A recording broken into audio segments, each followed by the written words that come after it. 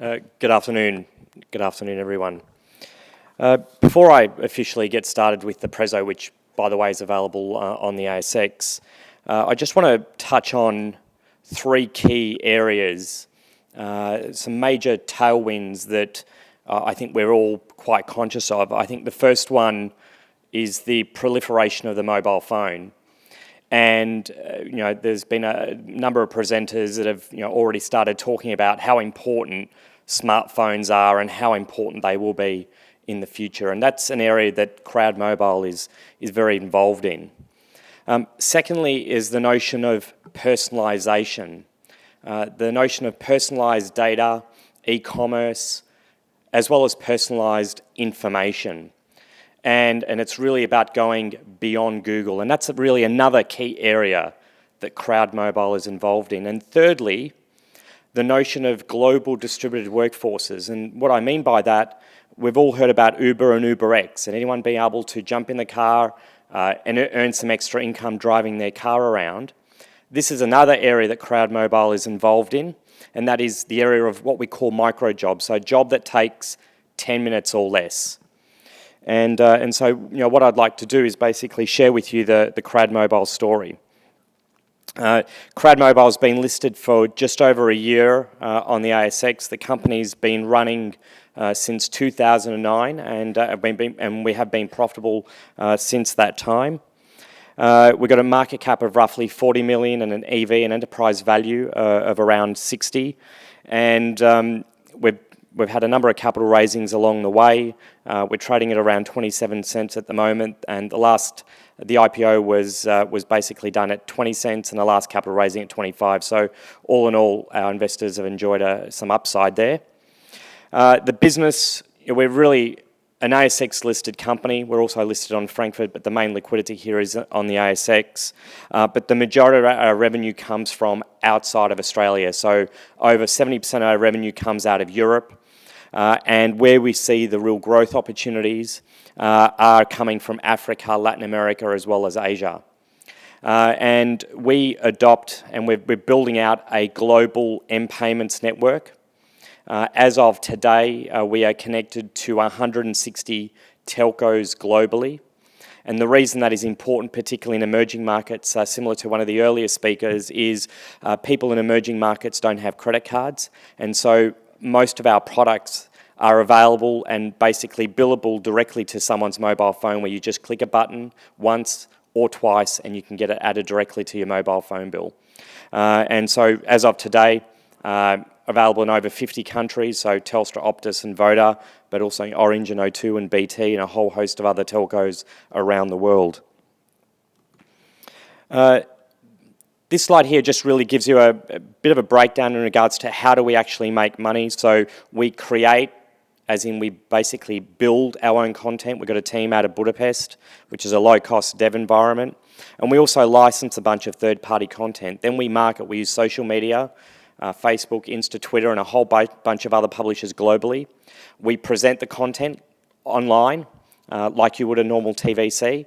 If a customer likes it, they're able to click, 1 click, 2 clicks, add it directly to their mobile phone bill. And that's basically how we make money. So through the telcos, through Apple, as well as Google. And they're the main players, main organisations that basically pay us.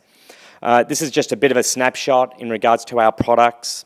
Our core products are pretty much targeted towards 16 to 35-year-olds. Pretty even skew between males and females.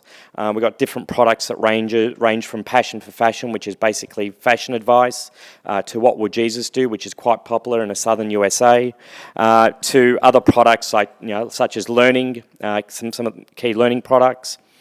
But the fastest growing segment within our products is what we call Q&A, question and answer.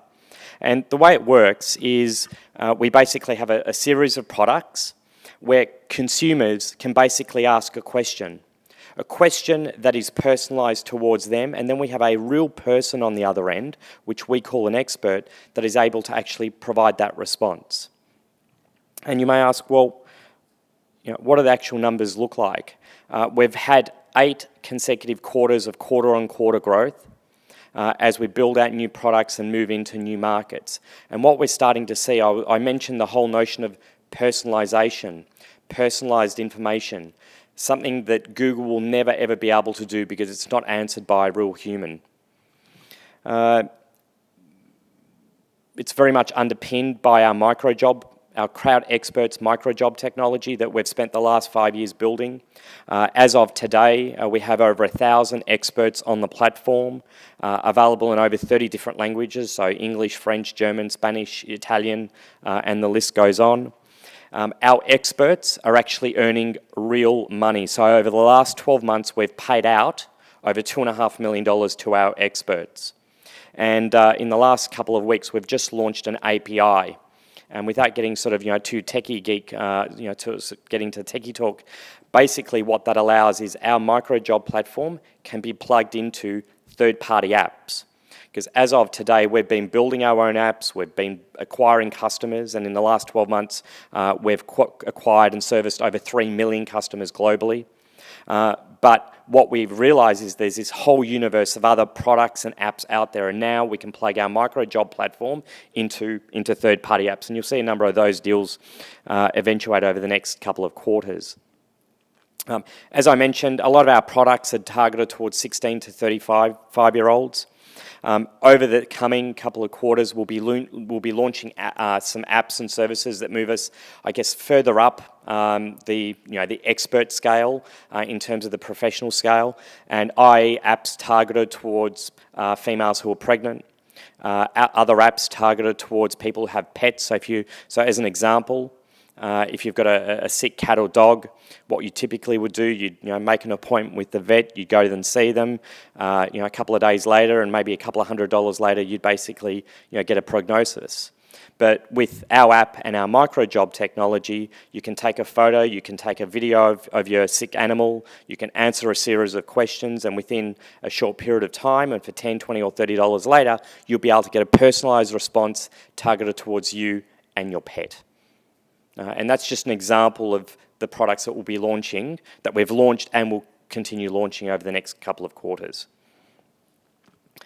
What we try to do is give the market a bit of an insight. As I said, we've only been listed recently, just over a year, and we're just trying to give the market a bit of an update, a bit of a flavour around the numbers around our business. So as of today, we have a revenue run rate of just shy of 50 million revenue, and an EBITDA of just over 14 million, and there's roughly a 90% conversion between EBITDA and free cash flow. And we've got our full year, or I should say our half year results coming out Monday. I think this slide's really quite interesting from an investor's perspective. It looks at Crowd Mobile and how we're currently trading on the ASX and comparing ourselves to a number of peers. As of today, we're trading at around 4 times EBITDA. Our nearest peer is Mobile Embrace. They've been around for almost 10 years. They've actually just released their numbers, and they're just now trading at just shy of 20 times EBITDA. And this is actually one of the first events in Sydney that we've gone out there and really started communicating the story. Some of you, I see, may have seen the research note. So DJ Carmichael, a number of weeks ago, released a research note on Crowd Mobile. It's quite detailed, and they've actually provided some forecasts in the note as well, which we're actually quite comfortable with also.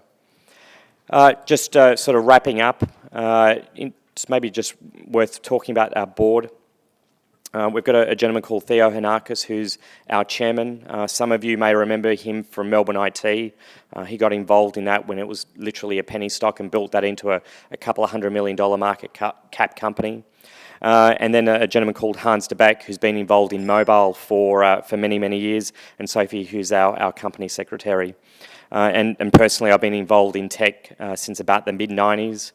Listed my first company in 2000 and then ran a venture capital firm for a number of years thereafter before I got into Crowd Mobile. In fact, Crowd Mobile was one of our investments, and then I believed in it so much and loved what we were doing that I basically joined as their full-time CEO. So moving forward, the focus will be continue building out new apps and new products, continue building out our M-Payments network, and some of you may call it direct carrier billing. So as of today, we're connected to 160 telcos globally. The objective over the next couple of years is to double that, particularly important in Latin America, Africa and Asia, where the level of credit card penetration is very, very low. And just a bit of an update with regards to our shareholders, and this will be updated on Monday once we release an updated deck. So I'd like to thank everyone for their time. I'll be available post this presentation upstairs at the conclusion of session 2. Thank you.